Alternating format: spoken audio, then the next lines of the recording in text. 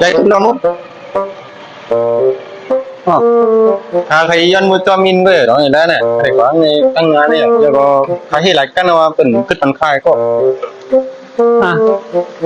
ต้องมาพูดเตี้ยวนะมาผมแบบจางที่ว่าพวกขี่ทั้งกองโค้งก็แล้วนะ อ๋อเห็นนะ มาพูดว่าจางเหี่ยวนะ อันไหนจังเขาไอ้ที่ด้วยจังต่างวันนั้นน่ะ อ๋อเรื่องอะไรจังว่า นำไข่กับนายญาลดขี่ก้นมาเยอะก้นผมมาไอ้กองเมื่อไรไม่เลยเลย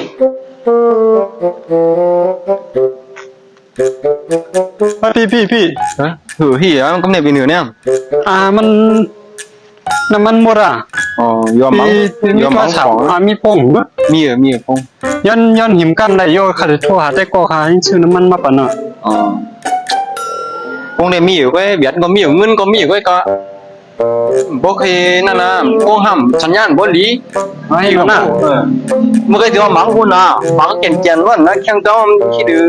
ว่าน้ำมันหมดไปถึงฮะน้ำมันหมดแล้วก็ไหนรถขี่ก้นก็ไม่เนาะเจ้าอ่ะยันรถขี่ก้นหาได้เมื่อน่ะยันรถบันทิมว่านั้นฮะได้ว่านั้นอันน่ะอยู่ใครบันทิมไว้ก็ว่าสัญญาณบ่ดีที่ไหนเป็นร้อยแล้วล่ะ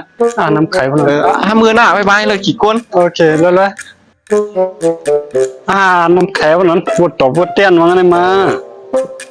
เมื่อกี้ใครขี่มาทำกับผมมันขี่ไงใครวันนั้นก็ทางได้